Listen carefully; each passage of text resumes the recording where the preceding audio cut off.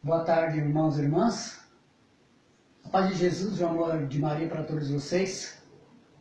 Mais uma vez hoje, nós vamos refletir hoje um tema muito importante. Nós vamos falar do Bereshit. O que é o Bereshit? O Bereshit é o livro do Gênesis. É o primeiro livro do cânon hebraico. Nós sabemos que os primeiros livros que sustentam o cânon hebraico é Gênesis, Êxodo, Levítico, Deuteronômio e Número. Hoje nós vamos pegar o livro do Gênesis. O porquê vamos pegar o livro do Gênesis? Porque é o início de tudo. É onde Deus, que é um ser sobrenatural, Ele cria todas as coisas. Porque todas as coisas são feitas por Ele. Mas antes de falar sobre o livro do Gênesis, nós precisamos então voltar além do Gênesis.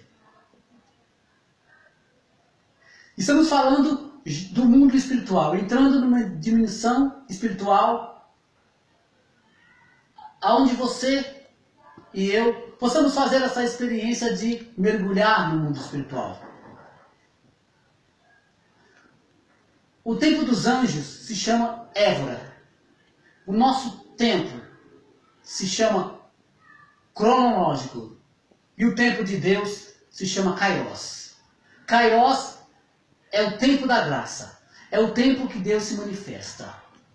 Antes de toda essa criação do Bereshit, de algum lugar do universo, do espaço sideral, do mundo espiritual,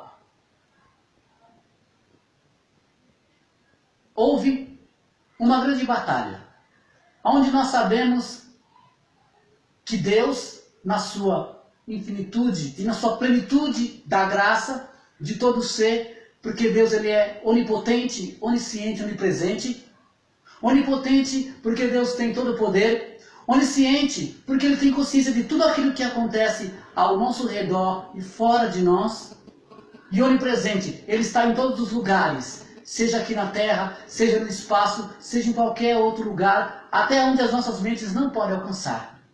Deus sempre existiu. E para Deus, que é um ser, o nome de Deus, ele se chama Yahvé. Yahvé, que no aramaico significa eu serei aquilo que serei. Eu sou aquilo que sou. Deus ele não dá satisfação daquilo que ele é e daquilo que ele faz. Deus faz e pronto. Foi assim com toda a formação da Terra. Foi assim com toda a formação do espaço sideral.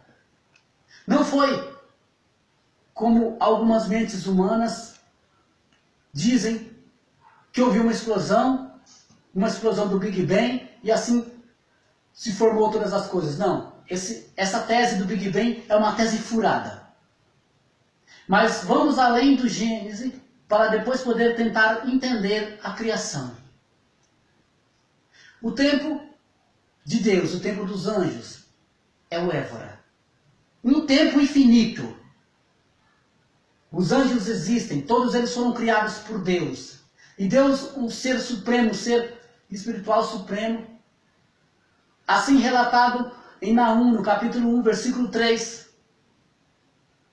aonde o escritor relata para nós, na Sagrada Escritura,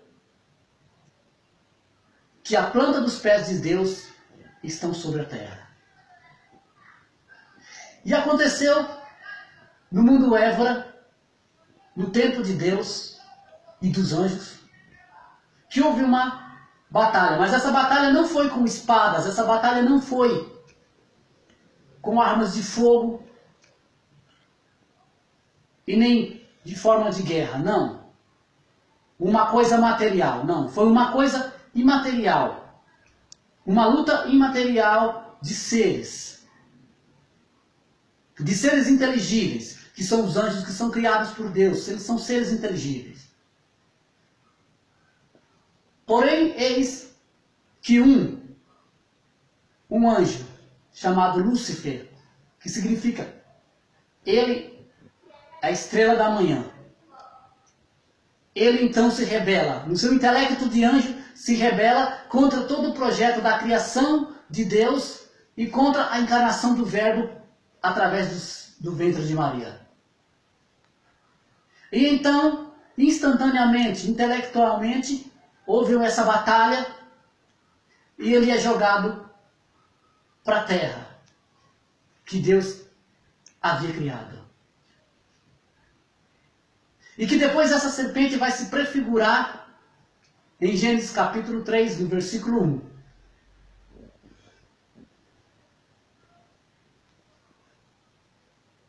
Porque ele é o adversário, aquele que entrepõe, o divisor, diabo divisor. Aquele que se entrepõe sobre alguma coisa, sobre uma situação. Porém, então, Deus começa a fazer todas as coisas. E começa assim. Gênesis capítulo 1. No princípio, Deus criou o céu e a terra.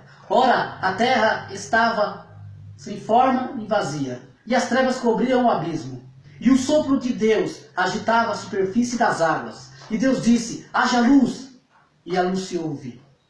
Deus viu que a luz era boa, e separou a luz das trevas. Deus chamou a luz dia e as trevas noite. Houve uma tarde e uma manhã, e se fez o primeiro dia. E depois Deus então cria os firmamentos, cria os luzeiros, Ele cria todas as coisas. E por fim então Deus cria a sua obra mais-prima. Ele então no seu intelecto, fazermos então alguém à nossa imagem e semelhança. Então, em Gênesis 1, 27, está relatado assim, Deus criou o homem à sua imagem e semelhança. A imagem de Deus os criou, homem e mulher o criou. Palavras do Senhor, graças a Deus. E Deus então cria o homem. Deus cria eu, Deus cria você, e dá ao homem todo o poder para dominar todas as coisas. Porque Deus é sempre. Irmãos e irmãs, em Deus não existe maldade. Em Deus só existe a vida. Em Deus não existe a morte. Deus, Ele é infinitamente bom. Esse é Yahvé. Serei o que serei. Então Deus cria seres. Deus cria os anjos com liberdade. Deus cria o homem com liberdade. E por isso que, lógico, no pecado original, quando a serpente, que simboliza em forma de Satanás, aparece para Eva, o que acontece? O pecado original entra no homem, entra no mundo. E o homem é expulso do jardim do Éden, aonde Deus tinha colocado o homem. Tinha preparado a terra, feito um lugar maravilhoso para que ele habitasse. E desde então esses são os métodos que o inimigo usa na nossa vida. Porque ele quer nos manchar. Porque ele quer sujar a nossa vida, a nossa integridade, a sua integridade de filho e de filha de Deus. Porém Deus então dá ao homem toda a liberdade para escolher entre o bem e o mal. E Deus, Ele permite que todas essas coisas aconteçam. Simplesmente porque Ele é aquilo que Ele é. A maldade, a morte, ela não entrou no mundo pela vontade de Deus. Temos a mania de dizer, se alguém morre de acidente, foi da vontade de Deus. Se alguém morre de doença, foi da vontade de Deus. Não, essa fala é completamente equivocada e errada. Porque em Deus não tem prazer da morte. Deus só fez a vida. Quem faz então a morte é o tentador, é o inimigo de Deus. Ele que vem para matar, roubar, destruir. Matar o quê? A sua alma. Ele quer matar a sua alma.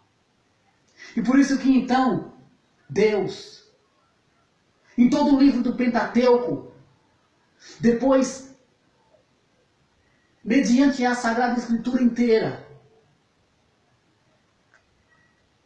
as cartas aos profetas,